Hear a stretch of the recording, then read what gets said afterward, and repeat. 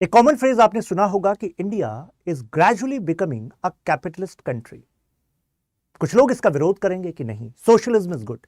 कुछ लोग कहेंगे नहीं, कैपिटलिज्म इज गुड, क्योंकि capitalism is going to create wealth, prosperity आएगी। कहा गया कि जो रूलिंग गवर्नमेंट है, यानी कि जो बीजेपी पार्टी की गवर्नमेंट है, वो एक्चुअली नेचर ही उसका कैपिटलिस्ट है। लेकिन आपके मन में सवाल उठना चाहिए कि क्या जैसी 2014 में सरकार बनी, फिर 2019 में बनी, तो क्या इससे पहले वाली सरकारों की जो सब्सिडीज थी, वेलफेयर प्रोग्राम्स थे, जिनको सोशलिस्ट आइडियोलॉजी ओरिएंटेशन वाले प्रोग्राम्स कहा जाता है, क्या इस गवर्नमेंट ने उनको खत्म कर दिया? ऐसा नहीं है। तो एक और बात कही जाती है कि अभी जो आप करंट गवर्नमेंट की फिलोसॉफिकल यू कैन से ओरिएंटेशन देख रहे हो, आपको लग रहा है प्रो बिजनेस है, क्योंकि 30% ऑन एन एवरेज से 25% on an average corporation tax करना, ईज ऑफ डूइंग बिजनेस करना, ये एक एस्पेक्ट है। मतलब इसके पीछे एक फिलोसॉफिकल ओरिएंटेशन कहा जाता है इंटीग्रल ह्यूमनिज्म। शायद आपने सुना होगा कितनी सारी जो हमारी करंट सेंट्रल गवर्नमेंट की स्कीम्स हैं, तो उनके नाम में एक शख्सियत का नाम जुड़ा होता है, दीनदयाल उपाध्याय। सुना आपने? दीनदयाल उपाध्याय अंत्योदय योजना, यानी कि जो गरीबों में भी सबसे गरीब है, जो बिल्कुल अंत में खड़ा है, उसके लिए भी गवर्नमेंट को कुछ ना कुछ करना होगा, जिससे कि उनको भी मेन स्ट्रीम में लाया जा सके, जिससे उनको भी एम्पावर किया जा सके, उनको भी गरीबी से निकाला जा सके। क्या गवर्नमेंट ने प्रोग्रेसिव टैक्सेशन को शन कर दिया है? प्रोग्रेसिव टैक्सेशन का मतलब होता है कि अगर आपकी इनकम ज्यादा, मान लीजिए 1 करोड़ से ज्यादा, किसी की 10 लाख से कम, तो जाहिर सी बात है टैक्स रेट वेरी करेगा, टैक्स रेट वेरी करेगा। यानी कि ज्यादा कमाई वाली स्लैब में आप जाएंगे तो आपको टैक्स रेट ज्यादा देना पड़ेगा, 30% देना पड़ेगा। कम टैक्स रेट में हो सकता है 20% देना पड़ेगा, है ना? तो जो कैपिटलिस्ट आइडिया है, जिसको न्यू लिबरल आइडिया कहते हैं, वो तो कहता है progressive taxation is like a bonded labour. अगर कोई अपने टैलेंट से ज्यादा कमा रहा है तो उसको ज्यादा टैक्स क्यों? ज्यादा टैक्स उससे नहीं लेना चाहिए। कई सरकारों ने यह भी किया कि इनकम पर टैक्स नॉमिनल कर देते हैं, इनहेरिटेंस पर टैक्स लगा देते हैं। भाई अपनी मेहनत से जो कमाओगे उस पर टैक्स रेट कम रखा जाएगा, लेकिन जो इनहेरिट करोगे, मतलब आपका अपनी मेहनत नहीं है, आपके पापा आपके दादा से आपने इनहेरिट किया है, उस पर टैक्स लगाएंगे, क्योंकि सिस्टम को तो चलाना है ना, पैसा तो चाहिए, टैक्स इज अ सोर्स, है ना? तो यानी कि एक इंटरेस्टिंग मिक्स देखा जा रहा है इंडिया में, कि ना तो पूरी तरह कैपिटलिस्ट है, हालांकि ओरिएंटेशन दिखी, लेकिन ना ही पूरी तरह सोशलिस्ट है। तो फिर इंडिया किस तरफ जा रहा है? क्या आप पूरे कॉन्फिडेंस से कह सकते हैं कि ग्रेजुअली हम केवल कैपिटलिस्ट बन रहे हैं, क्योंकि वही एक रास्ता है? तो कौन से ऐसे कारण हैं कि शायद वही एक रास्ता ना हो सकता है इंडिया दुनिया को एक अल्टरनेटिव मॉडल प्रदान करे, जैसे कि इंटीग्रल ह्यूमनिज्म का आइडिया, जो करंट गवर्नमेंट का एक फिलोसॉफिकल बेसिस है। प्राइवेट सेक्टर को पुश करना होगा। Government has no business to be in business, ये शब्द आपने सुने होंगे। तो इंडिविजुअल, ये रहा इंडिविजुअल के राइट्स को टू रिगार्डिंग प्रोस्पेरिटी, वो प्रोटेक्ट करेगा कैपिटलिज्म। लेकिन साथ साथ में सोसाइटी के बारे में भी तो बात है, यानी कि ओवरऑल सोसाइटी में अगर इनइक्वालिटी बढ़ रही है, डिसएडवांटेजेस सेक्शन ज्यादा बढ़ रहा है, तो उससे भी प्रॉब्लम है। तो यानी कि इंटीग्रल ह्यूमनिज्म कह रहा है कि इंडिविजुअल के भी हकों को ध्यान रखना है, लेकिन इंडिविजुअल राइट के चक्कर में ऐसा ना हो कि सोसाइटी कॉम्प्रोमाइज हो जाए। कहा जा रहा है कि अभी तक आप इन 2 लेयर पर गवर्नमेंट की पॉलिसी देख रहे हैं, लेकिन आगे चलकर आप फर्दर स्टेप्स, जो फोकस एरिया देखेंगे, स्टेप्स तो लिए जाते हैं, बट फोकस आप देखेंगे, हो सकता है नेचर एंड डिविनिटी पर भी हो। नेचर एंड डिविनिटी यानी कि प्रकृति और डिविनिटी। डिविनिटी का मतलब समझते हैं ना, spiritual aspect of India's model of economic development. Generally आप जानते हैं कि कैपिटलिज्म और सोशलिज्म 2 ही रास्ते देखने को मिलते हैं। तो आज हम इस डिबेट को बिल्कुल ओरिजिन से समझेंगे कि हमने सोशलिज्म का रास्ता ही क्यों अपनाया। तो अभी मैं बिल्कुल बेस पर आपको लेकर जाऊंगा यहाँ पर, ठीक है? लेकिन उससे पहले मैं एक आर्टिकल का जिक्र यहाँ पर करना चाहूंगा, जो अभी रिसेंटली पब्लिश हुआ। इस आर्टिकल की जरा हेडलाइन देखिए, डिकोडिंग जीडीपी नंबर्स, क्योंकि अभी दिसंबर क्वार्टर के जीडीपी नंबर्स आए थे और काफी अच्छे नंबर्स थे, 8% प्लस, सुना होगा आपने, है ना? लेकिन इस रिपोर्ट में देखिए क्या कहा गया है, कंजप्शन स्लगिश रहा। कंजप्शन यानी कि अगर जीडीपी ग्रोथ रेट हो रहा है तो जीडीपी होता क्या है? अगर मान लीजिए जो क्लासरूम है, मैं मान लेता हूं कि एक इकोनॉमी है, इस इकोनॉमी की एक टेरिटरी है और आप इसी इकोनॉमी में बैठे हुए हैं। आपने प्रोडक्शन किया मान लीजिए इस पेन का, फाइनल गुड मतलब फाइनल एक ऐसा पेन आपने बनाया जो वाकई कंज्यूमर को मिलेगा और वो यूज कर पाएगा। ऐसा नहीं कि आप इसका कोई कंपोनेंट बना रहे, फाइनल गुड्स आपने बनाए, फाइनल सर्विसेज बनाई। तो एक फाइनेंशियल ईयर में टोटल, और यहां पर अगर हम जीडीपी की बात कर रहे हैं तो जीडीपी क्वार्टर की बात करें तो उस क्वार्टर में पूरी देश की इकोनॉमिक टेरिटरी में जो नेट मतलब आप कहेंगे जो फाइनल ग्रॉस की बात चली, ग्रॉस अगर आपने फाइनल गुड्स एंड सर्विसेज का प्रोडक्शन वैल्यू देख लिया तो वो क्या होगा, जीडीपी होगा। तो आप कहेंगे ठीक है ये तो पता भी है, इसमें इससे क्या कनेक्शन हुआ। मुद्दा ये है कि ये रिपोर्ट कह रही है कि जो हमारा जीडीपी ग्रोथ रेट देखा गया है इसमें एक बड़ा पोर्शन अभी भी गवर्नमेंट के कैपिटल एक्सपेंडिचर का है। यानी कि गवर्नमेंट ने इस दिसंबर क्वार्टर में जो इंफ्रास्ट्रक्चर को पुश करने के लिए अपने बजट से पैसा खर्च किया है वो एक बड़ा कारण है इस जंप का। जबकि ज्यादा बेहतर तब होता जब हमारी इकोनॉमी में कंजप्शन की डिमांड ज्यादा होती।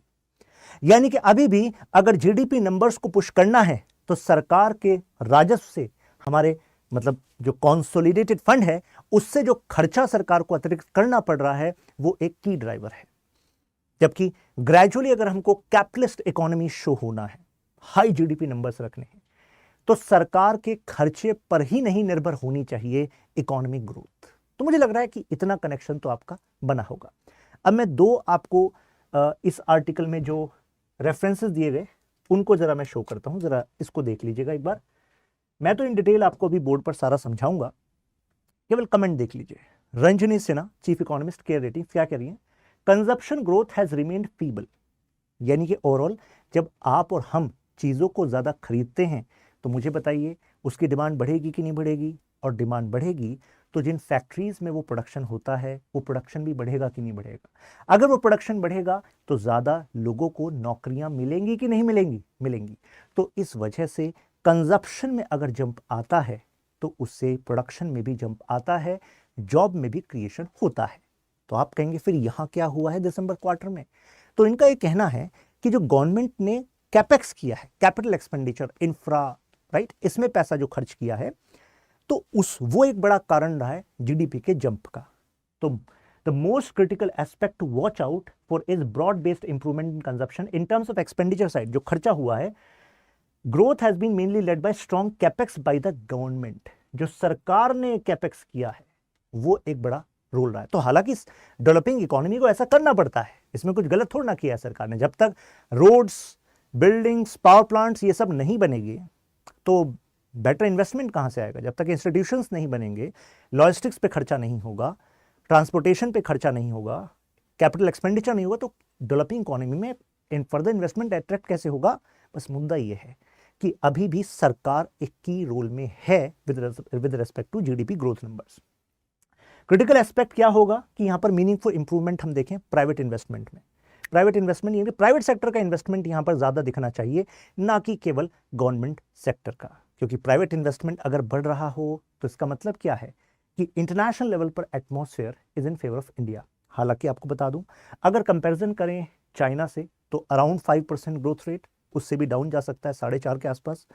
और जो डेवलप्ड नेशंस होते हैं, हालांकि हमें उनसे जीडीपी नंबर्स को एग्जैक्टली कंपेयर नहीं करना चाहिए, क्योंकि डेवलप्ड इकोनॉमी और डेवलपिंग इकोनॉमी में सरकार का खर्च और कंजप्शन जनता का वो अलग तरीके से चलता है। मतलब ये तो वाली बात हो जाएगी कि आप ऑरेंज और एप्पल को कंपेयर कर रहे हैं। लेकिन हाँ, ये बात पक्की है कि वहां पर हमने स्लोडाउन देखा है और हमारे यहां पर यह स्लोडाउन नहीं है। कई लोग इस पर खुशी मनाएंगे, अरे क्या बात है, उनके यहां स्लोडाउन है, हमारे यहां स्लोडाउन नहीं है। लेकिन जनाब आप ये तो सोचिए कि हम अगर मेक इन इंडिया पर पुश कर रहे हैं, एक्सपोर्ट को पुश कर रहे हैं, तो एक्सपोर्ट आपको नहीं लगता ग्लोबल डिमांड सेंसिटिव होता है। यानी कि अगर ग्लोबल डिमांड में आई डिप तो भले ही कितना अच्छा प्रोडक्शन कर लें, कितनी अच्छी आपकी स्कीम हो जाए, बेचेंगे कहां अगर ग्लोबल डिमांड स्लोडाउन में आएगी। तो ऐसे में दूसरों की बर्बादी पर खुश होना या उनके स्लोडाउन पर खुश होना और अपने आप में प्राउड करना इकोनॉमी के लॉजिक से देखा जाए तो उतना फायदेमंद नहीं होगा। हमारे जो कस्टमर्स हैं उनकी भी खरीदने की क्षमता रहनी चाहिए, है कि नहीं।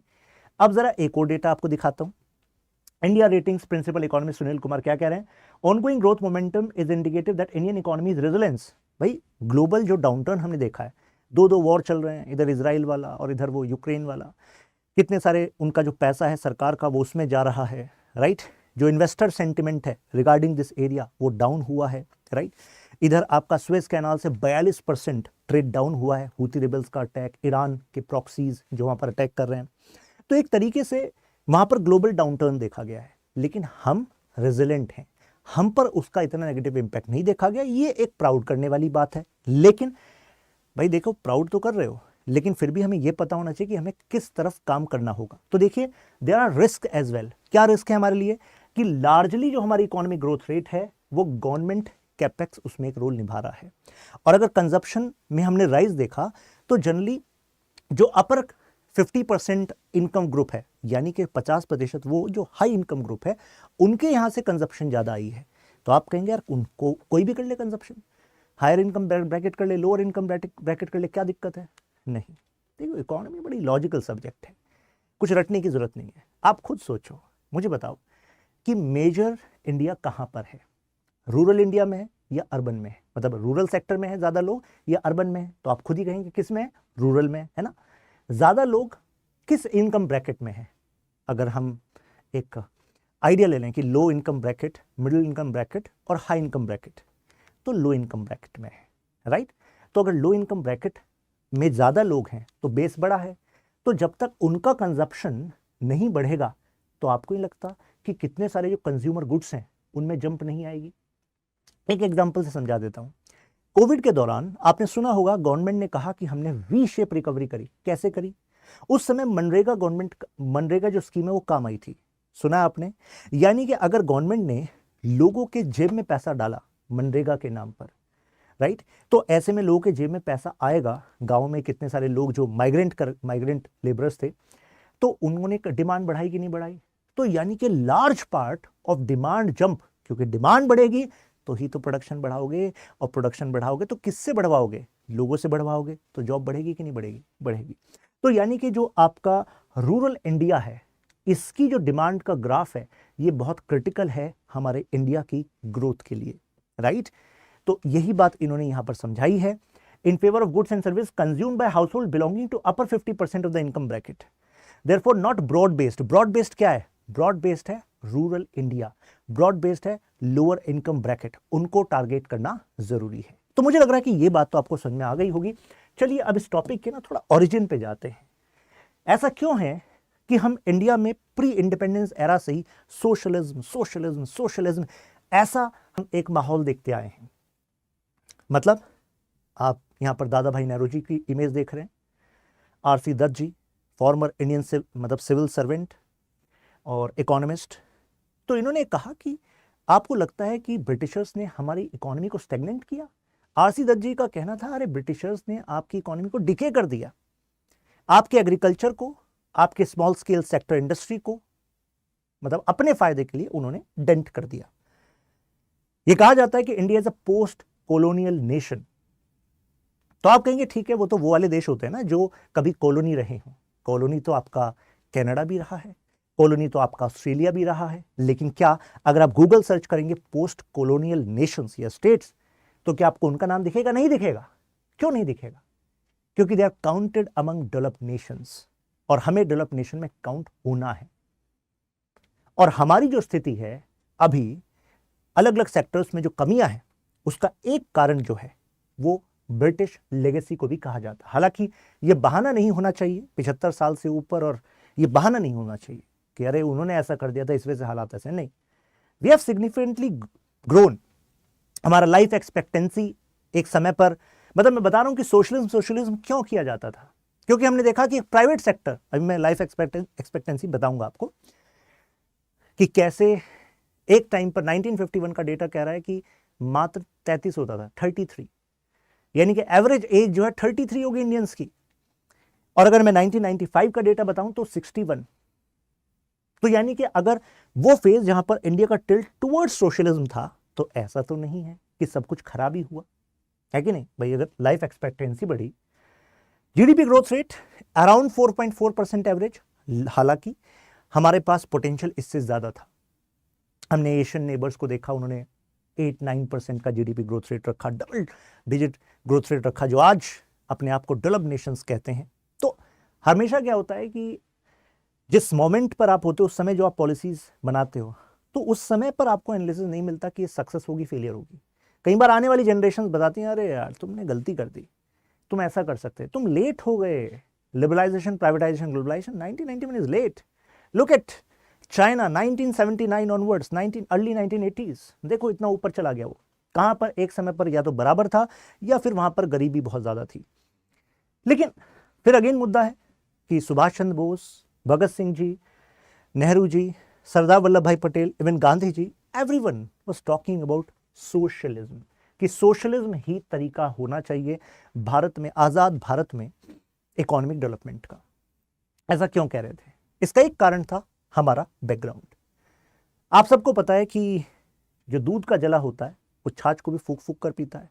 यानी कि हम सब अपने अनुभवों से ही आज की पॉलिसीज को शेप करते हैं।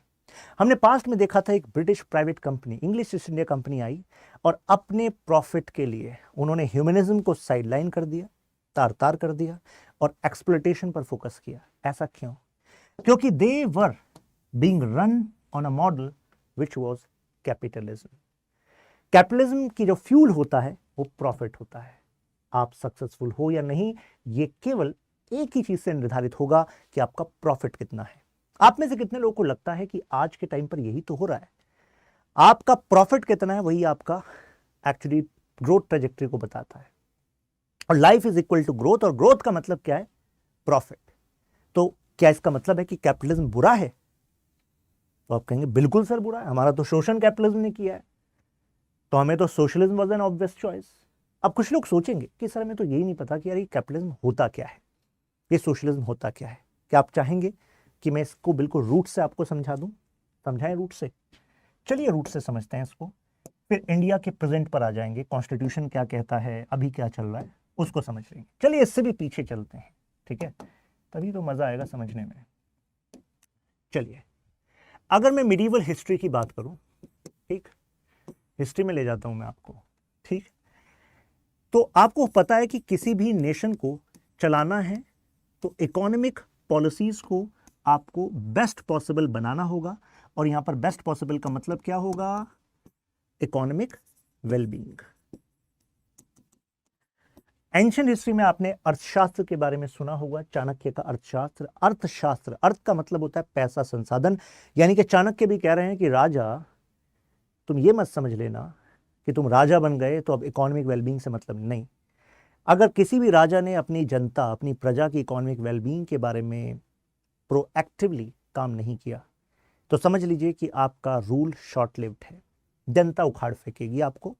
तो ये उस समय एंशिएंट टाइम से लेकर मॉडर्न टाइम तक सही है कि नहीं? अगर महंगाई बहुत ज्यादा बढ़ जाए तो सरकारें बदल जाती हैं, सुना होगा आपने। वो इस बात पर भी डिपेंड करता है कि बाकी चीजें कैसे मैनेज करती है सरकार, ठीक है। लेकिन बात यह है कि इकोनॉमिक वेलबींग ये प्राइम फोकस था। अब इकोनॉमिक वेलबींग में स्टेट का क्या रोल है भाई, यानी कि गवर्नमेंट का क्या रोल है? तो भाई सरकार आपका वेलबींग तभी तो कर पाएगी जब आप सरकार का वेलबींग करेंगे। यानी कि आप सरकार को टैक्स देंगे या सरकार के खुद कमाई के जरिए होंगे। और टैक्स का सोर्स क्या होता था? अगर मैं एंशिएंट मिडीवल में जाऊं तो हम कहेंगे कि land revenue was the major source. इसमें कोई दिक्कत? मुझे लग रहा है इसमें तो कोई दिक्कत नहीं होनी चाहिए। Land revenue was a major source because economy ज्यादातर क्या थी? एग्रीकल्चर बेस्ड इकोनॉमी थी। ट्रेडिंग होती थी, बेसिक स्मॉल स्केल प्रोडक्शन होता था, बट वो एग्रीकल्चर डोमिनेटेड एरा था। तो एग्रीकल्चर डोमिनेटेड एरा है तो राजा ने भी क्या सिस्टम बनाए हुए थे कि डिवाइड कर रखा है अपने राज्य को कुछ फ्यूडल लॉर्ड्स में। यानी कि किंग है, एक प्रिविलेंट मॉडल बता रहा हूं, उसके अंडर कई सारे लॉर्ड्स होंगे। लॉर्ड्स अलग अलग एरिया के। लॉर्ड्स को कहा कि इस एरिया का एग्रीकल्चर से जो भी टैक्स आए तो उसका एक पोर्शन तुम रख लेना, क्योंकि भाई तुम्हें भी तो अपना मैनेज करना है, पुलिसिंग वगैरह, एरिया की स्टेबिलिटी, लॉ एंड ऑर्डर। बाकी तुम्हें एक बड़ा हिस्सा किसको देना पड़ेगा? आपको देना पड़ेगा किंग को, राइट। इस तरीके से सिस्टम चलता था। तो एक तरीके से लैंड पर कंट्रोल किसका था? फ्यूडल लॉर्ड का था। ये वर्ड फ्यूडल रिप्रेजेंट ही करता है एग्रीकल्चर बेस्ड इकोनॉमी को। फ्यूडल, ध्यान रखिएगा, फ्यूडल। अब मिडिवल से मॉडर्न की तरफ जब हम जा रहे हैं तो एक सबसे जबरदस्त जो चेंज आ रहा था वो था फ्यूडलिज्म टूट रहा था, कमजोर हो रहा था ग्रेजुअली, और अब कैपिटलिज्म आ रहा था। अब आप कहेंगे सर ये कैसे आ रहा था, ये तो बताइए, इसके अंदर की कहानी क्या है। सवाल आपका सही है। देखिए, फ्यूडलिज्म लैंड रेवेन्यू बेस्ड है, लैंड पर कंट्रोल लॉर्ड्स का है। सोशल स्ट्रक्चर भी ऐसा ही था। कुछ लोग थे नोबिलिटी में ज्यादातर बड़े लैंडलॉर्ड्स होते थे। अगर आपको अमीर बनना है तो आपके पास इतने अवसर नहीं होते थे, इतनी अपॉर्चुनिटीज नहीं होती थी, क्योंकि सोर्स क्या है, लैंड रेवेन्यू है। अब आपके दादा वगैरह कुछ लैंड दे कर गए हों, या फिर राजा को आपने अपने किसी तरीके से खुश कर दिया हो अपनी किसी स्किल सेट से, तो आपको भाई बना देते, जागीर दे देते। अब ऐसा आपने किया नहीं, तो आप क्या अमीर बन सकते हैं? क्या सोशल स्टेटस को अब ऊपर ले जा सकते हैं? तो capitalism is giving you a solution. हुआ क्या, मॉडर्न टाइम में यहां पर साइंस का बोलबाला होने लगा, यहां पर मशीन्स आने लगी, और अब मशीन्स ने कहा कि राजा आपके इन फ्यूडल लॉर्ड का कराना है कुछ इलाज। राजा ने कहा क्या मतलब, तुम्हारी इतनी तुम इतने कैसे कह सकते हो, नोबिलिटी है, इनके खिलाफ एक शब्द बर्दाश्त नहीं करेंगे। तो कुछ लोगों ने कहा कि राजा, जितना ये फ्यूडल लॉर्ड आपको एक जमीन के इस बड़े हिस्से से पैसा बनाकर देता है टैक्स के रूप में, अगर 6 महीने में जितना वो देता है कि भाई फसल जाएगी और पैसा आएगा, उतना अगर आपको 1 महीने में मिल जाए तो राजा ने कहा कि जरा तुम अपनी बात को जारी रखो, हम सुन रहे हैं, क्या कहना चाहते हो, पूरी बात बताओ। तो कैपिटलिस्ट ने कहा एक्चुअली मेरे पास ना मशीन्स हैं, उन मशीन से ना मैं कुछ ऐसे प्रोडक्ट्स बना सकता हूं और बना रहा हूं, प्रोडक्शन कर रहा हूं, जिसकी ह्यूज डिमांड हो रही है, और उस डिमांड से मेरे पास एक अच्छा खासा पैसा आ रहा है। मैं रुपए बना देता हूं यहां पर, अच्छा खासा पैसा, और इतना पैसा आ रहा है कि ये वेट करेंगे उस क्रॉप के रिफाइन होने का 3-4 महीने, 6 महीने, मैं 1 महीने में इतना प्रोडक्शन कर दूंगा, इतना सेल कर दूंगा कि मेरे पास मोटा प्रॉफिट आएगा, और प्रॉफिट का एक हिस्सा राजा आपके पास भी तो जाएगा। तो राजा ने कहा मजाक तो नहीं कर रहे? उन्होंने कहा मजाक, ये देख लीजिए हमारे अकाउंट बुक। तो राजा ने कहा कि भाई तुम्हें क्या चाहिए? तो कैपिटलिस्ट ने कहा मान सम्मान और जमीन का एक हिस्सा, बाकी तो अपने पास टैलेंट है, science and technologies getting promoted, right, research हो रही थी। आप कहेंगे मान सम्मान मतलब ये जो फ्यूडल बेस्ड सोसाइटी थी, अब इसको जाना होगा, राइट। अब लैंड पर जो कंट्रोल था फ्यूडल लॉर्ड्स का, उसमें से जमीन का एक अदना सा हिस्सा तो कैपिटलिस्ट को भी चाहिए। कारण भाई फैक्ट्री कहां लगाएगा? फैक्ट्री के लिए फ्यूडल लॉर्ड के दर दर नहीं भटकना, और इस एरिया में फ्यूडल लॉर्ड के पास लैंड पर अल्टीमेट कंट्रोल होना। अगर फैक्ट्री उस पर लगा दी तो फ्यूडल लॉर्ड को लगा अच्छा राजा के पास डायरेक्ट जा रहे हो, बाईपास कर रहे हो, करते हैं तुम्हारा इलाज, चलो तुम्हारा लैंड ये खाली करो, तुम्हारी फैक्ट्री वैक्ट्री सब अपना।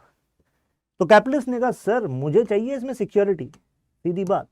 तो ऐसे में कुछ स्कॉलर्स आए, फॉर एग्जाम्पल जॉन लॉक, ये ब्रिटेन में पैदा हुए, ब्रिटेन में ही अपनी थ्योरी दे रहे थे, और ब्रिटेन का ही मैं आपको एग्जाम्पल दे रहा हूं, फिर ये आइडियाज पॉपुलर हो गए थे। तो जॉन लॉक ने कहा कि सर ऐसा करते हैं कि सर राइट टू जो प्रॉपर्टी है ना, उसको सबसे इंपॉर्टेंट राइट बना देते हैं, ये बना देते हैं, थ्योरी ऐसा प्रोपोगेट कर देते हैं जनता के बीच में कि जो गवर्नमेंट है वो बनी ही इस वजह से है कि आपकी लाइफ, लिबर्टी और प्रॉपर्टी, 3 राइट्स को सिक्योर कर सके। अगर सरकार, चाहे कोई राजा है या कोई और फॉर्म ऑफ गवर्नमेंट है, अगर वो सरकार आपकी लाइफ, आपकी लिबर्टी और आपकी प्रॉपर्टी को सिक्योर नहीं कर रही, 3 ही तरह के राइट हैं, याद करने का तरीका है LLP। 3 तरह के राइट की इन्होंने कहा कि ये राइट्स तो ऐसे हैं कि स्टेट गवर्नमेंट चाहकर भी छीन नहीं सकती। तो यानी कि जो फ्यूडल लॉर्ड है ना, अगर इसने कोशिश करी मेरी प्रॉपर्टी को छीनने की, तो यानी कि गवर्नमेंट इनजस्टिस कर रही है, और इनजस्ट गवर्नमेंट को उखाड़ फेंकना चाहिए। तो देख रहे हैं हिस्ट्री कैसे इवॉल्व हो रही है, इकोनॉमी कैसे इवॉल्व हो रही है, जरूरतों से, आइडियाज से। आप कहेंगे आइडियाज तो मेरे दिमाग में भी आ सकते हैं, आपके दिमाग में आए तो नहीं ना, सबसे पहले स्टैब्लिश नहीं किया आपने, थ्योरी नहीं स्टैब्लिश करी। और आप देखो जो लाइफ, लिबर्टी, प्रॉपर्टी, जो आइडियाज हैं, ये हमारे कॉन्स्टिट्यूशन में भी है कि नहीं है? बिल्कुल है। Article 21 right to life and personal liberty, और लिबर्टी के लिए अलग से आर्टिकल 19 फ्रीडम की बात करता है। प्रॉपर्टी के लिए article 19 sub clause 1 sub clause F जो रिपील हो गया था 44th constitution amendment act as well as article 31, ये सब क्या है? ये सब यहां से इमर्ज हो रहा है और हमारे आज के कॉन्स्टिट्यूशन पर भी छाप डाल रहा था। तो यानी कि राजा को अब मजबूरन एग्री होना पड़ेगा कि भाई साहब कैपिटलिस्ट को लगानी है अपनी फैक्ट्री, उसके लिए प्रॉपर्टी को बनाना पड़ेगा अल्टीमेट राइट, यानी कि उसको छीना नहीं जा सकता। अगर छीना जा रहा है तो वो गवर्नमेंट ही विफल है, वो राजा ही विफल है। तो राजा की भी मजबूरी पैदा कर दो, क्योंकि राजा भी राजा तब तक है ना जब तक जनता माने कि वो राजा है, नहीं तो बड़े बड़े राजा गायब भी हुए हैं। और ये वही ब्रिटेन है जहां पर इन्होंने अपने ही राजा को सर कलम कर दिया था। ब्रिटिश हिस्ट्री में आप पढ़ते हैं। फिर एक एक्सपेरिमेंट ऑफ डेमोक्रेसी हुआ था, फिर दोबारा मोनार्की आ गई थी क्योंकि सिविल वॉर हो गया था ब्रिटेन में। और उसके बाद फिर ग्रेजुअली राजा ने कहा कि ऐसा करते हैं भाई, पार्लियामेंट को, जनता की चुनी हुई सरकार को रियल पावर दे देते हैं, हम सिंबॉलिक हो जाते हैं। फिर ये व्यवस्था आज तक चलती आ रही है। फिर आप कहेंगे कि सर हमें ये बात समझ में नहीं आई कि right to property ultimate right कैसे हुआ। जॉन लॉक ने कहा कि आप जो लोग वीडियो देख रहे हैं ना, आप में से कोई बिना प्रॉपर्टी के रह नहीं सकता। आप कहोगे सर हमारे नाम पे तो कोई प्रॉपर्टी नहीं, हम तो रह रहे हैं बिना प्रॉपर्टी के। जॉन लॉक कह रहे हैं यार तुम मजाक मत करो, बिना प्रॉपर्टी के तुम रह ही नहीं सकते। आप कहोगे नहीं हमारे नाम पर प्रॉपर्टी। जॉन लॉक कह रहे हैं प्रॉपर्टी का मतलब केवल प्लॉट घर नहीं होता। तो क्या होता है? प्रॉपर्टी का मतलब है any possession that you have which has some economic value which you can transact, यानी कि कोई भी ऐसी चीज जो आपके पोजेशन में है, आप क्लेम करते हो आपकी है, जिसको बेचकर पैसा मिल सकता है। मुझे बताओ बिना प्रॉपर्टी के रह सकते हो क्या आप? अरे आपके कपड़े प्रॉपर्टी हैं भाई, खाने का सामान जो आपके पास है प्रॉपर्टी है भाई, यानी कि सभी रिसोर्सेज जो आपने अपनी मेहनत से अर्जित करे हैं वो आपकी प्रॉपर्टी है। और किसी गवर्नमेंट को, फ्यूडल लॉर्ड को हक नहीं है आपसे इरेशनली, अनरीजनेबल वे में आपसे आपकी प्रॉपर्टी को छीनने का। मुझे बताओ इससे आपको नहीं लग रहा कि एक तरीके से अब गवर्नमेंट लिमिट होगी, अब गवर्नमेंट की मनमानी नहीं चलेगी। कैपिटलिज्म ने कहा कि ऐसा करा दीजिए, पैसा बहुत बनाएंगे, पैसे की कमी नहीं होगी। फिर एक स्कॉलर हुए, इसके बाद जब हम आगे बढ़ते हैं, ग्लासगो यूनिवर्सिटी के स्कॉलर प्रोफेसर थे, आपने उनका नाम तो सुना ही होगा, एडम स्मिथ। उनकी एक famous book I wealth of Nations. अब इन्होंने आगे का काम कर दिया इसका, कैपिटलिज्म का, वेल्थ ऑफ नेशंस। तो एडम स्मिथ ने कहा कि गरीबी को हटाना है कि नहीं हटाना है? हटाना है। नेशंस को अमीर बनाना है कि नहीं बनाना है? बनाना है। तो कृपा कहाँ अटकी हुई है? तो एडम स्मिथ की जो बुक है ये कह रही है कृपा यहाँ अटकी हुई है कि आपने अब तक कैपिटलिज्म को पूरी तरीके से एक्सेप्ट नहीं किया। जॉन लॉक जो कहकर चले गए आपने एक्सेप्ट नहीं किया। मैं कुछ आपको तरीके बताता हूं जिससे कि आप उसको एक्सेप्ट करेंगे।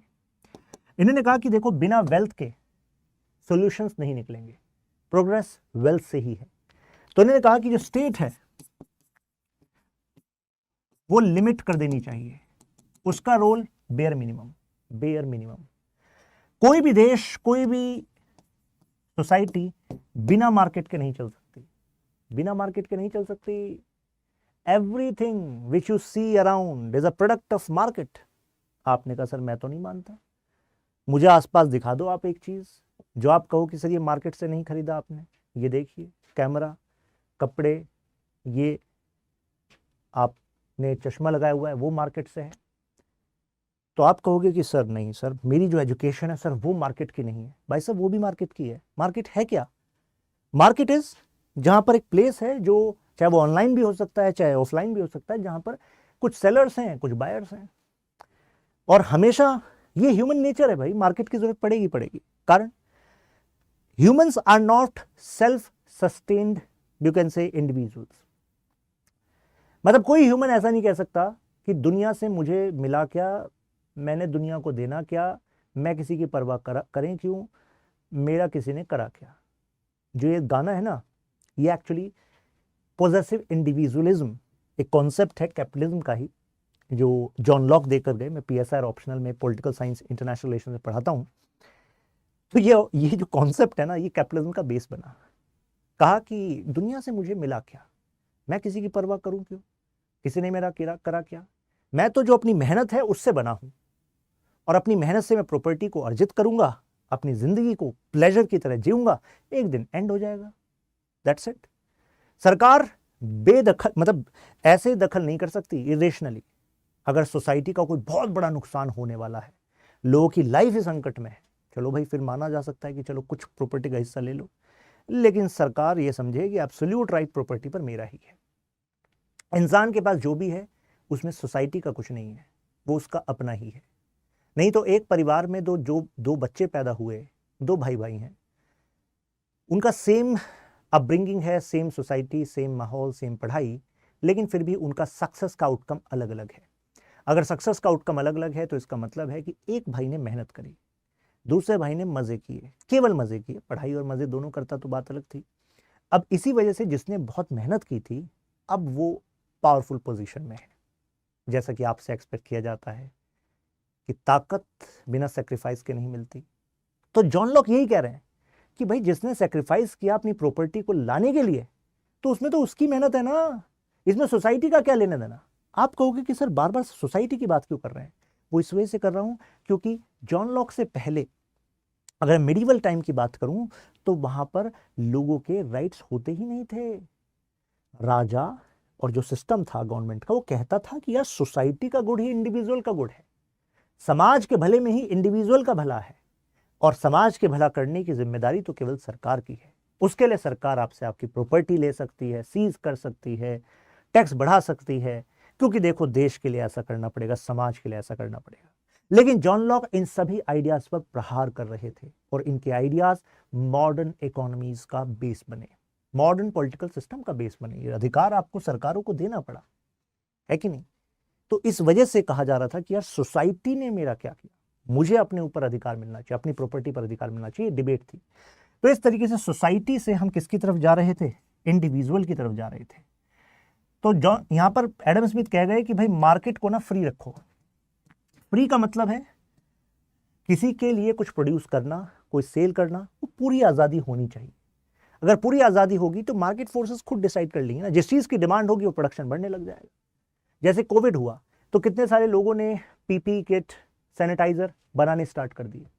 अगर वहां पर गवर्नमेंट का रेगुलेशन होता कि एक प्रोडक्ट भी ऐसा नहीं बन सकता जिसके लिए आपने अपने एरिया के डिस्ट्रिक्ट मजिस्ट्रेट से परमिशन ना ली हो, तो भाई सब कोविड हो गया। अब आपके पास हैवी रिक्वायरमेंट वाली चीजें आप बना सकते हो, प्रोडक्शन कर सकते हो, लेकिन अगर गवर्नमेंट का पूरा कंट्रोल होता, लाइसेंस राज होता पूरा का पूरा हर एक चीज पे, तो बताओ ऐसी स्थिति और खराब कर देती या नहीं कर देती? खराब कर देती। तो इस वजह से उन्होंने कहा ओपन छोड़ दो, आप प्रोडक्शन होने दो, जिस प्रोडक्शन की डिमांड चली जाएगी वो चीज हट जाएगी मार्केट से, सप्लाई जिसकी डिमांड होगी उसकी सप्लाई के तरीके भी इजाद हो जाएंगे। तो उन्होंने कहा कि डिमांड एंड सप्लाई ये इनविजिबल हैंड की तरह ये चलाएंगे मार्केट को। तो बहुत अच्छी बात लगी, ऐसा लगा कि यार अब तो कैपिटलिज्म ही सोल्यूशन है। कहां थे तुम कैपिटलिज्म, यही सोल्यूशन है। हालांकि कैपिटलिज्म के भी अपने अपने फेजेस रहे। एक समय पर जो मर्केंटाइल कैपिटलिज्म है, यू कैन से ट्रेडिंग वाला जो कैपिटलिज्म है वही प्रोमिनेंट था। उसके बाद प्रोडक्शन बेस्ड बन गया। और आज जिस समय में हम जी रहे हैं, इस समय में अगर आपको पैसा बनाना है तो जरूरी नहीं है कि आप कोई प्रोडक्शन यूनिट ही लगाओ, जरूरी नहीं है कि आप किसी कंपनी को स्टार्ट ही करो। अगर आपके पास पैसा है तो you can invest in finance market, right? तो फाइनेंस मार्केट का मतलब है कि उसके थ्रू आप कंपनीज के स्टेक होल्डर बन जाते हैं, तो उसके बाद वो कंपनी ग्रो करेगी तो आप भी ग्रो करेंगे। तो अब एक फाइनेंशियल कैपिटलिज्म की एज में हम जी रहे हैं, तो कैपिटलिज्म भी धीरे धीरे इवॉल्व हुआ है। हालांकि कैपिटलिज्म ही सॉल्यूशन था क्या? नहीं, कैपिटलिज्म में सॉल्यूशन नहीं था। अब इसके आगे की जर्नी जानते हैं। अब जैसे ही सरकार को बैकफुट पर किया, कहा कि सरकार सोसाइटी के भले के लिए तुम संपत्ति को नहीं कंट्रोल करोगे, छीनो को नहीं, इससे एक नई प्रॉब्लम आ गई, वो थी इनइक्वालिटी। इनइक्वालिटी का मतलब समझते हैं ना, अमीर और गरीब का फासला बढ़ने लग गया। ये रिच, ये पुअर। अब रिच और पुअर का गैप और ज्यादा होने लगा। जैसे अगर मैं वेस्टर्न यूरोपियन सोसाइटीज की बात करूं तो इसी समय पर एक ऑब्जर्वर थे, स्कॉलर, मतलब जिनके नाम पर पॉलिटिकल साइंस में अपने आप में एक डोमेन स्थापित हो गया, कार्ल मार्क्स। उन्होंने कहा कि एक्चुअली ये हो क्या रहा है कि एक तो वो क्लास है, poor class, worker class in industries में, जिनके पास बेयर मिनिमम है, खोने के लिए कुछ नहीं है। 14-14, 15-15 घंटे काम कराया जा रहा है, मिनिमम वेजेस दी जा रही है, क्योंकि एडम स्मिथ का फॉर्मूला लगाया जा रहा है कि तुम्हारा दाम क्या है वो इस बात से डिसाइड होगा कि तुम्हारी डिमांड क्या है। तुम लाख टैलेंटेड हो, लेकिन तुम्हारे जैसा काम करने वाले लोग अगर बहुत ज्यादा हैं तो तुम्हारी वैल्यू कम हो जाएगी। तो भाई गरीब तो ज्यादा ही हैं, वर्कर्स ज्यादा हैं, जॉब की ज्यादा जरूरत थी, और प्रॉफिट कहाँ मैक्सिमाइज होता रहा? रिच के पास। वही दोबारा इन्वेस्ट कर रहा है, नई असेंबली लाइन खोल रहा है, उसके पास प्रॉफिट बढ़ रहा है। तो एक तरीके से जो इनइक्वालिटी है, पता लगा ये अपने आप में इनह्यूमन बन गई। एक तरफ बहुत ज्यादा शोषण, बहुत ज्यादा मेहनत, और दूसरी तरफ इतना पैसा कि पता ही नहीं है कि कितना पैसा। तो अगर ऐसा चल रहा था, इसको अल्टीमेट ट्रुथ माना जा रहा था, तो यानी कि किसी न किसी ने तो बताया होगा कि अल्टीमेट ट्रुथ यही है। इन्हीं लोगों ने तो बताया। इन्हों लोगों ने तो इतनी पावर दे दी और गवर्नमेंट को कंट्रोल को बेयर मिनिमम कर दिया, जिससे कि अमीर इतना ज्यादा अमीर होता जा रहा है कि सरकार भी उस पर कंट्रोल नहीं कर पा रही थी। तो ऐसे में मार्क्स ने कहा कि यार ये तो क्या हो रहा है, जो स्टेट है बिक गई है। एक तरीके से स्टेट जो होती है वो इंस्ट्रूमेंट होती है कैपिटलिस्ट क्लास का। जो कैपिटलिस्ट क्लास है, रिच क्लास, वही चला रही है इसको। तो अल्टीमेटली एक ही तरीका है, इसका सोल्यूशन करना पड़ेगा, क्योंकि वर्कर्स जो हैं अल्टीमेटली कब तक शोषण झेलें? एक दिन उठ खड़े होंगे और उस दिन वायलेंट रेवोल्यूशन होगा। तो वायलेंट रेवोल्यूशन। अब आप कहेंगे कि सर इंडिया पर बात करनी है, सर उस पर क्या करें? इंडिया पर ही आ रहे हैं। वायलेंट रेवोल्यूशन यानी कि ब्लड। तभी आपने देखा होगा लाल सलाम, लाल रंग मार्क्स का। कहता है violence is midwife of change. Violence तो जरूरी है। कहोगे क्या बात कर रहे हैं, वायलेंस जरूरी है? यार किसी को मारना तो बुरा है ना। मार्क्स कह रहे हैं कि यार दुनिया ऐसी चली है। अब पता है, मुझे ऐसा लगता है कि दुनिया में हर एक वो काम हो सकता है जिस मतलब जो आज जरूरी लगे, उससे आपको कोई प्रॉफिट हो, तो उसको जस्टिफाई करने के ना तरीके इंसान ढूंढ ही लेता है। मतलब किसी भी चीज से अगर आपको फायदा होता हो, किसी चीज से आपको सेटिस्फैक्शन मिलता हो और वाइडर स्केल पर सेटिस्फैक्शन मिलता हो, तो एक्चुअली लोग उसका तरीका ढूंढ लेते हैं जस्टिफाई करने का। जैसे कहा गया कि यार देखो इनइक्वालिटी को कम करना है कि नहीं करना है, यहाँ शोषण हो रहा है कि नहीं हो रहा है। तो कहा क्या कोई बर्थ हो सकती है विदाउट ब्लड? कोई भी बेबी बॉर्न होता है तो ब्लड शेड तो होता ही है। तो आपको भी लगेगा यार बात तो ठीक कह रहे हैं। यानी कि अगर नया युग लाना है जिसमें जस्टिस होगा, तो उसके लिए तो यार वायलेंट तो होना पड़ेगा। बिना ब्लड शेड के तो नई बर्थ होती नहीं, और बर्थ लानी है तो भाई वायलेंट ब्लड शेड करना पड़ेगा। अब इस तरीके से आम जनता को बताया जा सकता है सोल्यूशन, क्योंकि हर कोई सोल्यूशन ढूंढ रहा है। If you can provide solution to the problems of the people, तो आप क्या हैं? आप रूलिंग क्लास हैं। समझ रहे हैं बात को? और समस्याओं की कमी तो है नहीं दुनिया में। If you can find real solutions and give some results on ground, then you can have good, you can say stature in society, और आपके जो आइडियाज हैं उसका रिलेवेंस बढ़ेगा, आपको जाना जाएगा। खैर, अब यहीं से ये आइडिया आया। तो यानी कि कैपिटलिज्म के डीमेरिट जो थे ना, उसी को सॉल्व करने के लिए आया सोशलिज्म।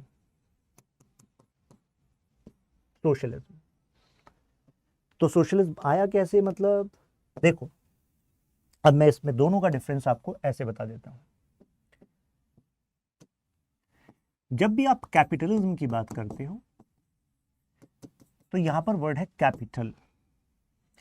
कैपिटलिज्म इंडिविजुअल को प्रमोट करता है। Individual as a capitalist, as a company owner, आपके हकों को प्रोटेक्ट करने की बात करता है कैपिटलिस्ट। स्टेट को लिमिट करने की बात करता है कैपिटलिस्ट, कि सरकार तुम्हारा दखल नहीं होना चाहिए यार, बेर मिनिमम होना चाहिए। लेकिन जो सोशलिज्म है वो इस वजह से आया कि ऐसे करने से केवल इंडिविजुअल के राइट टू प्रॉपर्टी पर फोकस करने से, कि भाई कितनी प्रॉपर्टी बना लो कोई दिक्कत वाली बात नहीं, राइट टू प्रॉपर्टी आ गया आपके पास, राइट टू प्रॉपर्टी, और सरकार का बेयर मिनिमम दखल। जनता परेशान है, वर्कर परेशान है, लेकिन सरकार रेगुलेट ही नहीं कर रही। कोई मिनिमम वेजेस लॉ नहीं है, कोई मैक्सिमम आवर्स का सिस्टम नहीं है, कोई सोल्यूशन नहीं है कि आपके जो हालात हैं फैक्ट्री में क्या है उस पर गवर्नमेंट का कोई रेगुलेशन नहीं, खुला छूट दे रखी है कैपिटलिस्ट को। इससे क्या हुआ? इनइक्वालिटी हुई, शोषण हुआ, और जहां इनइक्वालिटी शोषण होता है तो वहां पर रेबेलियन आने की हमेशा उम्मीद रहती है। इसी वजह से सोशलिज्म आया। सोशलिज्म देखिए इसके अपोजिट किस पर फोकस करता है? ये इंडिविजुअल पर फोकस करता है। सोशलिज्म सोसाइटी की गुड पर फोकस करता है, सोशल गुड पर फोकस करता है। तो अगर इनइक्वालिटी बढ़ रही है सोसाइटी में, ओवरऑल जनता का नुकसान है, तो कभी भी इंडिविजुअल का फायदा नहीं हो सकता। ये बात करता है सोशलिज्म। यहां पर स्टेट को लिमिट करने की बात करता है। यहां पर कहता है भाई साहब स्टेट जो है ना वो पावरफुल बनेगी, यानी कि state is going to have power to intervene on behalf of worker, on behalf of poor. अब एक और बात बता देता हूं आपको। सोशलिज्म एक ऐसी टोपी की तरह है, कैप की तरह है, जिसको इतने लोगों ने पहन लिया कि उसकी शेप बिगड़ गई। जैसे आप एक नई कैप लाए, आपके भाई ने पहन लिया, कजिन कोई और है उसने पहन लिया, दोस्त ने पहन लिया, शेप बिगड़ जाती है ना। तो ऐसी सोशलिज्म के भी कितने सारे वेरिएंट हैं। तो इंडिया का सोशलिज्म वो नहीं है जो मार्क्स का सोशलिज्म है, जो वायलेंस की बात करता है। हमारा जो सोशलिज्म है वो स्टेट को पावर देने की बात करता है कि आप गरीब के बिहाफ पर इंटरवीन कर सकते हैं, आप गरीब के बिहाफ पर अमीर पर टैक्स ज्यादा लगा सकते हैं, आप गरीब के बिहाफ पर अमीर से पैसा लेकर उसको रीडिस्ट्रीब्यूट कर सकते हैं, सब्सिडीज दे सकते हैं गरीब को, प्रधानमंत्री गरीब कल्याण योजना में उनके घर पे फ्री राशन पहुंचा सकते हैं, क्योंकि उनके जो हालात हैं वो केवल उनके अपनी वजह से नहीं है, वो सिस्टमैटिक फ्लॉज की वजह से भी है। तो इस वजह से ये है आपका सोशलिज्म। अब इंडियन मॉडल क्या है? ऑल्दो हमारे प्रेम्बल में तो ये word 44th constitution amendment act से आया, ठीक। तो कई लोग कहते हैं कि भाई ओरिजिनली तो हमारा कॉन्स्टिट्यूशन सोशलिस्ट वर्ड रखता नहीं था। तो एक्चुअली हमारे प्रेम्बल में दो एस्पेक्ट हैं, एक नेचर है और एक ऑब्जेक्टिव है। तो नेचर में sovereign, socialist, secular, democratic Republic है। तो उसमें जो सोशलिस्ट वर्ड है ये 42nd कॉन्स्टिट्यूशन अमेंडमेंट एक्ट 1976 से आया था। तो आज के जो सपोर्टर्स हैं कैपिटलिज्म के, वो यही कहते हैं अगर आया था, इंदिरा गांधी जी लाई थी, तो हटाया भी तो जा सकता है, कॉन्स्टिट्यूशन में तो अमेंडमेंट हो सकता है, राइट। दूसरे लोग कहते हैं कि नहीं नहीं यार ऐसा मत करो तुम, ऐसा नहीं होगा। कारण भले ही सोशलिस्ट वर्ड मेंशन नहीं था, लेकिन हमारे कॉन्स्टिट्यूशन में बाकायदा DPSPs, directive principle of state policy, जो हमारे कॉन्स्टिट्यूशन के पार्ट 4 में है, आर्टिकल 36 से लेकर आर्टिकल 51 तक, they actually talk about socio economic rights, socio economic rights. तो यानी कि ऐसा नहीं है कि हमारे कॉन्स्टिट्यूशन फ्रेमर्स चाह नहीं रहे थे सोशलिस्ट आइडिया, उन्होंने शब्द का इस्तेमाल नहीं करा। नहीं तो यहाँ DPSPs में तो मेंशन किया। फिर कुछ लोग कहते रहे DPSP का स्टेटस कोई फंडामेंटल राइट वाला स्टेटस थोड़ी ना है। भाई साहब फंडामेंटल राइट वाला स्टेटस नहीं है, लेकिन आर्टिकल 37 में ये भी कहा गया है कि भाई DPSP डायरेक्शन है गवर्नमेंट के लिए कि जब गवर्नमेंट के पास जैसे अनुकूल लगेगा, पैसा होगा, पॉलिटिकल एटमॉस्फेयर अनुकूल होगा, तो उस समय गवर्नमेंट जो है DPSPs को एक्चुअल इनेक्ट करने के लिए लॉ बना सकती है, पॉलिसी बना सकती है, हो सकता है। और प्लस आर्टिकल 37 ने स्पेसिफिकली बता रहा है कि भाई हल्के मत लेना इसको, राइट। मतलब DPSPs जो हैं तो कॉन्स्टिट्यूशन का पार्ट, मतलब they are like fundamental to the governance of the country. DPSP specifically is mentioning this word fundamental to the governance of country. UPSC ने एक बार स्टेटमेंट काइंड ऑफ क्वेश्चन पूछ लिया था प्रीलिम्स में, बच्चों ने कहा नहीं नहीं ऐसा नहीं हो सकता, फंडामेंटल वर्ड कैसे यूज कर देंगे DPSP वाले पार्ट में, फंडामेंटल तो केवल फंडामेंटल राइट होते हैं, आर्टिकल 12 से लेकर आर्टिकल 35। गलत है ये बात। DPSP में मेंशन है फंडामेंटल टू द गवर्नेंस, हालांकि ये बात है कि बाइंडिंग नहीं है फंडामेंटल राइट की तरह, जस्टिसेबल नहीं है फंडामेंटल राइट की तरह। आप नॉक करके कोर्ट के पास नहीं जा सकते, अरे मेरा DPSP नहीं मिल रहा है, नहीं। ये सोशियो इकोनॉमिक राइट हैं, ग्रुप राइट्स होते हैं। जब सरकार के पास पैसा होगा, रिसोर्सेज होंगे, तो सरकार इस पर काम करेगी, राइट। तो यानी कि सोशलिस्ट फीचर्स तो थे। प्लस हमारी सुप्रीम कोर्ट ऑलरेडी डिक्लेयर कर चुकी है कि जो वेलफेयर स्टेट है, वेलफेयर स्टेट का मतलब होता है वो स्टेट जो कि पुअर, डाउनट्रोडन के लिए पॉलिसीज बनाती है। Welfare state is basic structure of Indian constitution, basic structure. तो अगर करंट गवर्नमेंट कहे कि भाई और बहनों, कल रात की बात है, स्पेशल सेशन था पार्लियामेंट का, हमने लोकसभा राज्यसभा से स्पेशल मेजोरिटी से पास कराया है एक बिल को, कॉन्स्टिट्यूशन अमेंडमेंट बिल को, और प्रेम्बल से सोशलिस्ट वर्ड हटा दिया है। देश की इसको जरूरत थी। प्रेसिडेंट साहिबा को रात को ही इंटीमेट किया गया कि मैम इस पर आप साइन करो, उनसे साइन करा लिया, गजट नोटिफिकेशन में आ चुका है, और अब हम सोशलिस्ट कंट्री नहीं है, welcome to the world of capitalism. अगर ऐसा हुआ तो सुप्रीम कोर्ट कहेगी कि हमने भी, जैसी आपने ये बात बताई, हमने भी एक स्पेशल सेशन लाया कॉन्स्टिट्यूशनल बेंच का और कहा कि जब हमने डिक्लेयर कर रखा है, कॉन्स्टिट्यूशनल बेंच ने इंटरप्रिटेशन ऑफ कॉन्स्टिट्यूशन हमने बता रखा है कि welfare state is the feature. तो इस बेसिस पर सुप्रीम कोर्ट चाहे तो, अब मैं ये नहीं कह रहा कि ऐसा कर ही देगी, वो एक्चुअली सुप्रीम कोर्ट पर निर्भर करता है। अगर मैं ही डिक्लेयर कर रहा हूँ कि वो ऐसा करेंगे तो सुप्रीम कोर्ट कहेगी यार अजीब बात है, ये हमारा डिसीजन है, हमारा दिमाग है। तो लेकिन वेलफेयर स्टेट का जो आइडिया है, जो अपने आप में सोशलिस्ट लीनिंग भी रखता है कुछ हद तक, तो वो बेसिक स्ट्रक्चर का पार्ट है। यानी कि गरीब जनता के लिए सरकार वेलफेयर स्कीम्स लाएगी, वल्नरेबल सेक्शन के लिए वेलफेयर स्कीम्स लाएगी, राइट। तो अब सवाल उठता है कि यार इंडिया में क्या चल रहा है, इंडिया में हम कैपिटलिज्म की तरफ जा रहे हैं कि नहीं जा रहे हैं। और अगर शुरुआत में हम सोशलिज्म कह रहे थे, हमारे फ्रीडम फाइटर्स सोशलिज्म कह रहे थे, और अगर हम कैपिटलिज्म की तरफ जा रहे हैं तो क्या उनके आइडियल्स के साथ धोखा है? क्या ये फंडामेंटल ड्यूटीज जो पार्ट 4A है, देख लिए कितने डायमेंशंस यहां से कनेक्ट हो रहे हैं। बहुत ही इंपॉर्टेंट थीम बनती है ये आपके मेंस के लिए, एससी के लिए भी और पॉलिटी जीएस पेपर 2 के लिए भी। तो पार्ट 4A फंडामेंटल ड्यूटीज, जो अलग से 42nd कॉन्स्टिट्यूशन अमेंडमेंट एक्ट से ही ऐड किया गया था, आर्टिकल 51A, आर्टिकल 51A, फिर इसी में आपके सब पार्ट्स हैं। अब ये फंडामेंटल ड्यूटी खुद कहती है that it is our fundamental duty that we have to challenge the ideals of our freedom fighters. अब भाई उनके आइडियल्स तो सोशलिज्म वाले थे, अभी आपके सामने फोटो दिखाई थी मैंने, राइट, सुभाष चंद्र बोस जी, भगत सिंह जी। और अगर हम कैपिटलिज्म की तरफ जा रहे हैं, गवर्नमेंट का रोल बेयर मिनिमम कर रहे हैं, तो क्या हम उन आइडियल्स के साथ दगा कर रहे हैं, फंडामेंटल ड्यूटी को वायलेट कर रहे हैं? तो ये इंटरेस्टिंग डिबेट यहां से निकल कर आती है। तो इसमें हमारी गवर्नमेंट कहती है कि देखो जनाब, आप ऐसे समझो इस बात को। गवर्नमेंट का क्या कहना है? गवर्नमेंट का कहना, देखो 3 रास्ते होते हैं। पहला रास्ता सोशलिज्म वाला, जो कि इंडिया ने पोस्ट इंडिपेंडेंस पीरियड में अपनाया। यहां पर आपको स्टेट के पास हंटर दिख रहा होगा, दिख रहा है आपको, यानी कि स्टेट के पास रोल डोमिनेंट होता है। और ये जो आपको दिख रहे हैं, पता है कौन है? ये कॉर्पोरेट है, ये इंडिविजुअल है।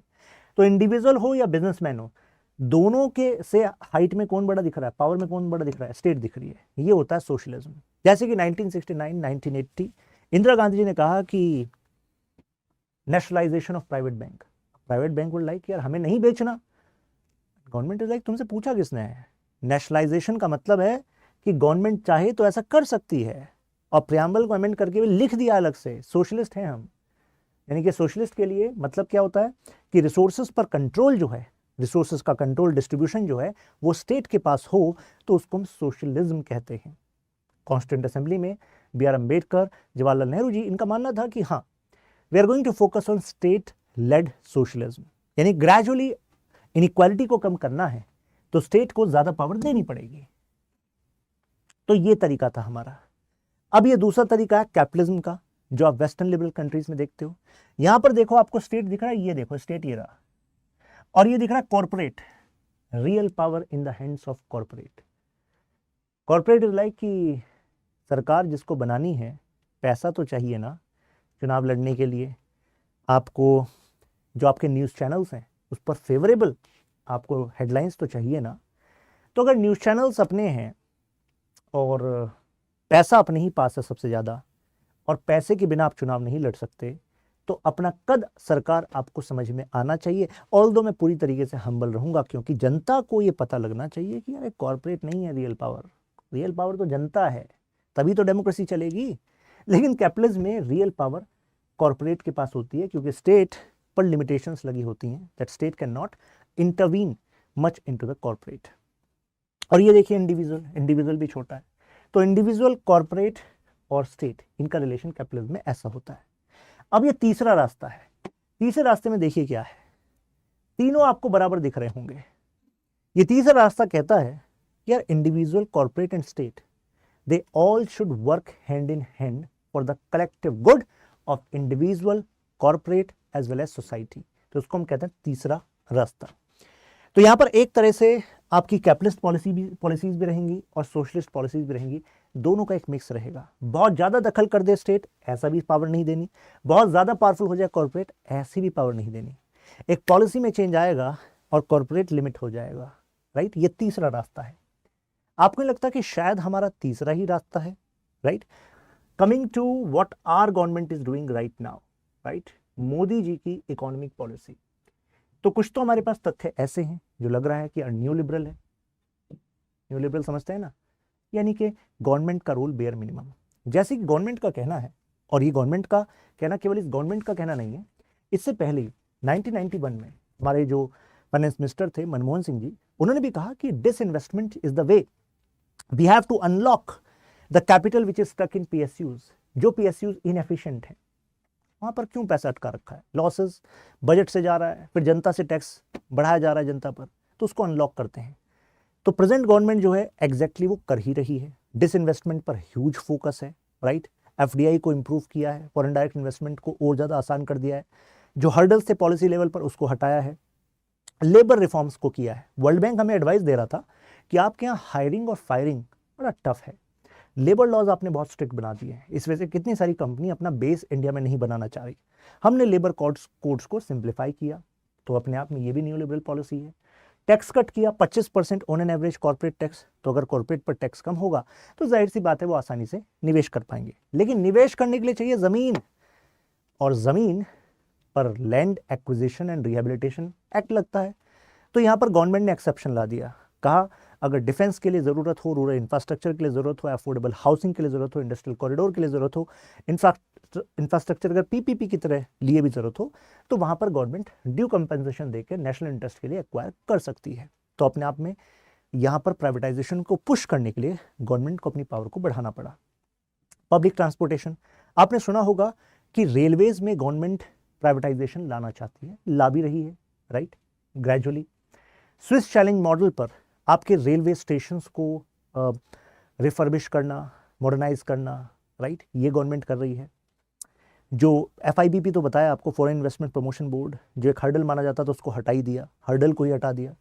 तो कहा जा सकता है कि जो मोदीनॉमिक्स है वो एक्चुअली तीसरा रास्ता है, यानी कि civil society, you can say individual, corporate and state, they should actually work hand in hand. आज के समय में इकोनॉमी का प्राइम मूवर आपका कैपिटलिस्ट सेक्टर है, तो भाई साहब उससे बनाकर रखनी पड़ेगी। समय बदल चुका है, और हमारे फ्रीडम फाइटर्स ये नहीं चाहते थे कि एक ही आइडिया पर स्टक रहो, वो उसको उस समय का सॉल्यूशन देख रहे थे। अगर इतनी बड़ी गरीब जनता है तो इसका उद्धार केवल गवर्नमेंट कर सकती है, इस वजह से गवर्नमेंट लेड मॉडल होना चाहिए, इस वजह से उन्होंने ऐसा कहा। लेकिन हमारे पास अपनी कैपिटल की लिमिटेशन है, गवर्नमेंट लिमिटेशन में रहे और कहे डिस्ट्रीब्यूशन होगा, तो डिस्ट्रीब्यूशन ऑफ पॉवर्टी से तो बेटर ये है कि हम फेज्ड मैनर में साथ साथ पुश करें कैपिटलिज्म को भी, पुश करें वेल्थ जनरेशन को भी, जिससे नई अपॉर्चुनिटीज बढ़ पाएं। तो ये मॉडल में जो तीसरा रास्ता है, इसमें इंटीग्रल ह्यूमनिज्म बताया था ना आपको, अंत्योदय एग्जाम्पल। तो यानी कि इसी वजह से आप देखते हैं कि गवर्नमेंट की पॉलिसीज में प्रधानमंत्री गरीब कल्याण योजना, अंत्योदय, ये शो करता है कि ऐसा नहीं है कि भारत पूरी तरह कैपिटलिस्ट बन रहा है, भारत इस तीसरे रास्ते पर चल रहा है। भारत इंटीग्रल ह्यूमनिज्म को प्रोजेक्ट कर सकता है एज अ अल्टरनेटिव सोल्यूशन, यानी कि केवल दो ही रास्ते नहीं है, तीसरा रास्ता भी हो सकता है। हमारी दो लेयर्स हैं। दो लेयर का मतलब क्या है? एक तो है सेफ्टी नेट वाली लेयर, किसकी? गरीब वल्नरेबल सेक्शन की। तो यहां पर वेलफेयर पर फोकस होगा कि देखो अगर प्राइवेटाइजेशन से कुछ मेजर नुकसान हो, हेल्थ केयर में अगर प्राइवेटाइजेशन आया और आपके पास खर्चे के लिए पैसा नहीं है, टेंशन नहीं है, आयुष्मान भारत योजना, आपके पास खाने के लिए नहीं है, प्रधानमंत्री गरीब Kalyan Yojana, national food security act, green card. तो कहने का मतलब है कि ऑलरेडी सेफ्टी नेट उनको दिया गया है, साथ में प्राइवेट सेक्टर बूम कर सके, तो इस वजह से गवर्नमेंट ने अपने रेगुलेशन को कम भी किया है, राइट। गवर्नमेंट के साथ में पॉलिसी है कि इंडिविजुअल, नेचर, सोसाइटी, सबको साथ में लेकर चलना है। तो ऐसे में डिग्निफाइड लाइफ के लिए जरूरी है housing, clean water, education, toilets, pension, farmer support. तो आपने देखा होगा ये सारी गवर्नमेंट स्कीम्स शो कर रही हैं, जैसे दीनदयाल उपाध्याय ग्रामीण कौशल विकास योजना। हालांकि कई सारी स्कीम्स में इंप्लीमेंटेशन उतना बेटर नहीं है जितना ऑन पेपर है, ये हर एक सरकार को इवॉल्व होना ही पड़ता है, राइट। ऐसा नहीं है कि इस वजह से हम स्कीम को खत्म ही कर दें, हमें इंप्रूव करना होता है, हमें रिस्क लेने होते हैं, राइट। तो ऐसे में ऐसी प्रधानमंत्री आवास योजना, प्रधानमंत्री ग्रामीण आजीविका योजना, अंत्योदय योजना, उज्ज्वला योजना, कितनी सारी आपकी स्कीम्स हैं जो शो करती हैं कि यहाँ पर एक हमें बैलेंस देखने को मिलता है, राइट। तो these are the kind of schemes government is focusing on कि लॉ एंड रेगुलेशन स्ट्रांग हो, जिससे कि किसी का इंटरेस्ट कॉम्प्रोमाइज ना हो। जब इंटरेस्ट सेफ्टी मिलती है तभी कॉर्पोरेट इन्वेस्ट करता है, राइट। साथ में ह्यूमन कैपिटल को पुश करने के लिए अभी भारत को नेशनल एजुकेशन पॉलिसी के हिसाब से अपनी एजुकेशन पर जो बजट है ऑफ परसेंटेज जीडीपी उसको बढ़ाना पड़ेगा, हेल्थ केयर पर बढ़ाना पड़ेगा, करप्शन एंड ट्रांसपेरेंसी को फर्दर पुश करना पड़ेगा, मैसिव इंफ्रास्ट्रक्चर पर पुश करना पड़ेगा। हमने स्टार्टअप पर फोकस किया है, तो अपने आप में वो शो कर रहा है कि जो यूनिकॉर्न्स बन रहे हैं, नए नए स्टार्टअप्स बन रहे हैं, वो इसी वजह से बन पा रहे हैं क्योंकि हमारे लिए बिजनेस करना यहाँ पर अभी कुछ आसान हुआ है, राइट।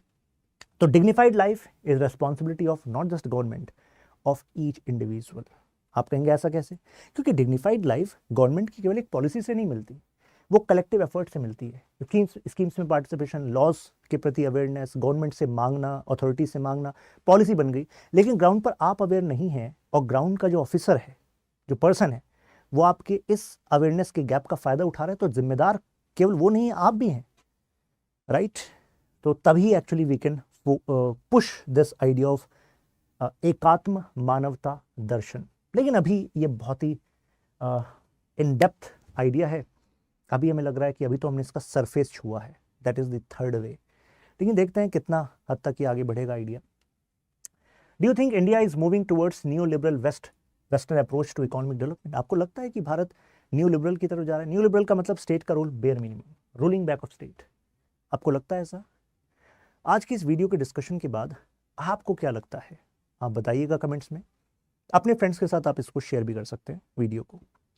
लास्ट में बता दूं कि जो लोग अपनी तैयारी स्ट्रक्चर्ड वे में करना चाहते हैं, ये टॉपिक है PSR ऑप्शनल में भी मैं पढ़ाता हूँ,